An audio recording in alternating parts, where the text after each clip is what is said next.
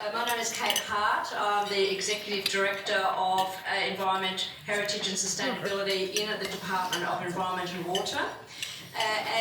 Please forgive me for potentially reading my presentation. I have been with the department for about 8 weeks.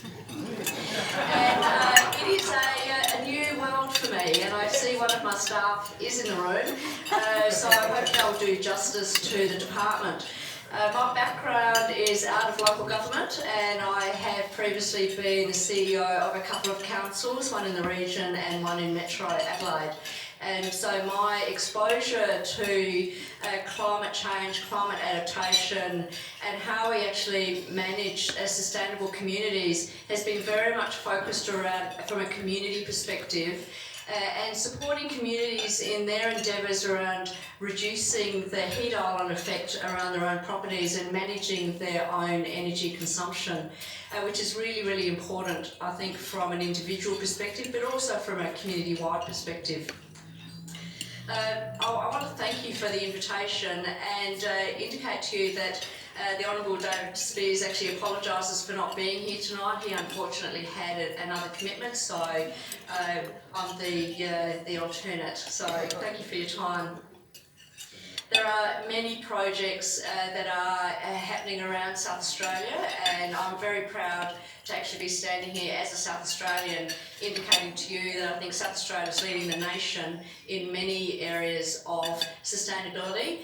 And what I've been most impressed about in coming into the department is the level of expertise and investment that the state is making, not only in research but in adaptation and in delivering new approaches. And I certainly am looking forward to some of our speakers tonight, not least of which Megan Ward and Christopher Gwynn, who I've just recently met, but certainly very interested in terms of what is happening in their states and how we're supporting sustainability.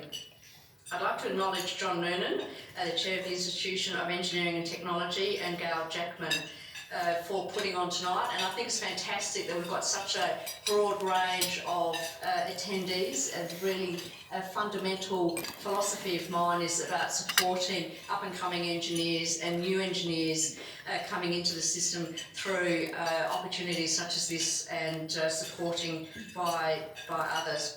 And also I want to recognise the fantastic work that Simon's been doing with his team, and of course uniting communities, and this absolutely brilliant building. As I was walking up tonight, it's this standout piece on the road, and we as South Australians should all be championing exactly what's been happening here. And it's not just because of this building.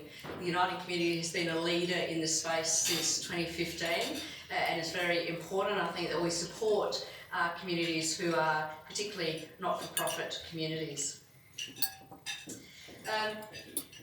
South Australia's renewable sector is growing and continues to grow as we are making significant achievements in relation to emissions reduction. So over the last 20 years, we have seen a significant reduction of greenhouse gas emissions by nearly 40%. While the economy itself has grown. And it was a really interesting question around what is the cost of sustainability and what is the payback. So I'm really pleased to see that the economy is growing whilst we are also investing in greenhouse gas emission reductions. As Simon, I think, or John pointed out, nearly half of our energy generated within the state currently comes from renewable sources. And by comparison, we are leading the nation. New South Wales is only 14% and Victoria 21%. So we should be very proud of that statistic, but also what it is, how we're supporting our communities to achieve it. By next financial year, 20 and 21, the Australian Energy Market Operator has forecast that renewables will reach around 73% of the market. And that will definitely help South Australia position itself nationally as a leader. So the South Australian experience is seeing unprecedented growth in respect to renewables, and one that I think supports not only existing industries but future industries.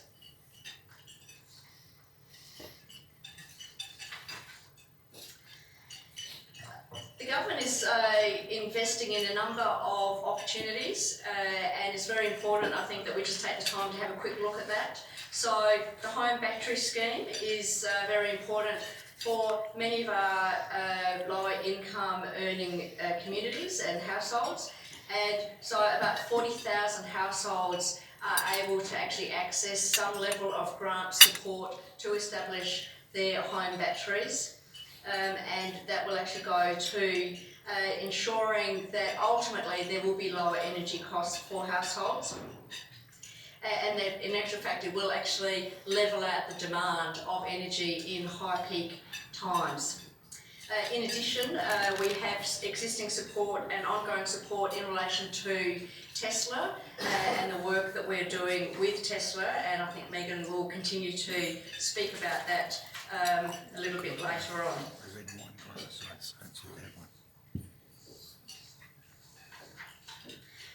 I think one of the other areas that I'm really excited about is the fact that whilst the government has a growth target of 3%, renewables are going to play a really important part in industry development, and that's where people within the room play a very important part in our future and where we actually need to be supporting innovative programs. In respect to new energies and new resources, we are looking at opportunities around hydrogen projects, and similarly our future work with electric vehicles will identify ways that South Australia can harness opportunities for that industry, as well as planning for energy and infrastructure needs. The Climate Change Council of Government is a critical element that is seeing across agency climate change strategies developed, and importantly our blue carbon strategy. And I'm really excited with the work that's happening in respect to that, and forward announcements in relation to our climate change positioning at a national level. These strategies will build on the existing work of the government to identify new practical initiatives to reduce greenhouse gas emissions and help South Australians adapt to climate change.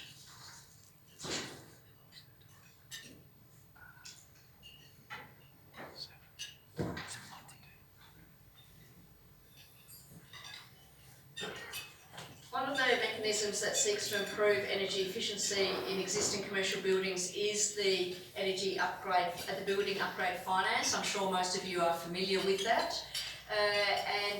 That came about from amendments to the Local Government Act to support regulations that has actually fostered an opportunity for reinvestment in older buildings. It's targeted for non-residential buildings and includes the installation of solar panels, battery storage and LED lighting, as well as other technologies to manage electricity. We are seeing a big uptake in respect to that now, and I'm really pleased to see that over 170 organisations are now partnering to reinvest in older buildings so that we can actually get on the ground improvements in relation to that. The last point I just wanted to make was in relation to Green Adelaide. The Landscapes Bill that is going through Parliament at the moment will establish a significant focus in Adelaide around environmental sustainability and continuing on our NRM agenda in relation to reducing the overall temperature within Adelaide and creating Adelaide as an urban city park. It's a very big agenda for us to actually improve the overall day-to-day living environment of our communities, and I know that we will gain the support of NRM partners and local government in respect to that. So I'd just like to again thank you for the opportunity to promote some of the work that we are doing. As I said, I'm actually really blown away by the level of support and commitment the state has to research and development in this space. It is world class, and I think we should be out there championing the investment the state government is making in this really, really important area. So thank you very much.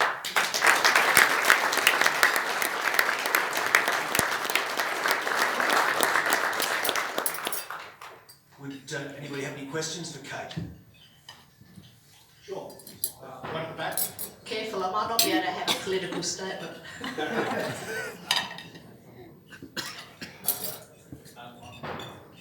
Quickly, a lot of politics about last year. Speak out. try and make my questions possible. And I appreciate I'm going a little bit left field for what you just spoke about. Nevertheless, you're talking about change. Now that's good. Now, about a year ago, at an IET function, we got quite excited about solar thermal plant. Solar thermal plant was going up at Port Augusta. And then, give a bit of brief checking my phone while you were talking, I'm so sorry. The report says that in April that solar thermal power plant is scrapped after failing to secure finance. It seems to me that there could be a role for government, irrespective of which side of politics, so where that could be fixed, because it seems to me that that plant that was going to be built up there was going to be an absolutely fantastic. So I can actually answer that one quickly. At last year's event where Kate wasn't here, we were discussing a specific project called Sundrop Farms. That has been built, and that does use a solar thermal plant for its energy. So just correcting you on that point. But I do know there is another solar thermal plant that was intended for Port Augusta that hasn't proceeded. And my question is, what can be done to see that it's got succeed? Well, I mean, I think that's a pretty open-ended question in respect to what can be done. Those development opportunities do exist around the state, and the one at Port Augusta was certainly touted as a significant development for that region. The state government is currently not in a position to do direct investment in regard to that. It's something I would have to take on notice. As I indicated to you, it's not. I don't have an opportunity to present to you a political position regarding that. And having only been in the department for about 8 weeks, you'll have to give me the opportunity of taking it on notice and determining, well, what is the role that we have, not as a direct investment, but as a facilitator. And I think that is a considerable role that the government plays. Is there another question there? Yeah, just a quick question. You mentioned the government's ambition around the 3% growth. I just wondered the connection between that growth and all this investment into renewables. How does that tie into the growth of the state? Well, the government clearly has a platform about growing the state by 3%, and there is an opportunity to facilitate, partner with industry to establish additional opportunities through building the manufacturing and or education sectors within the state. So I think there is a huge opportunity for new businesses to establish here. Clearly we need to ensure that there's a level of attractiveness in regard to that. What that actually means is something that we need to explore, but when we look at where we were 20 years ago around engineering and where we're going to be in 20 years, there are new businesses that need a home, and South Australia should be out there marketing itself as this is the place to come in and establish and do business. One final question, please. Can you, when you mentioned manufacturing, what are you going to do to actively attract manufacturing back into South Australia? Well, that's a big question, isn't it?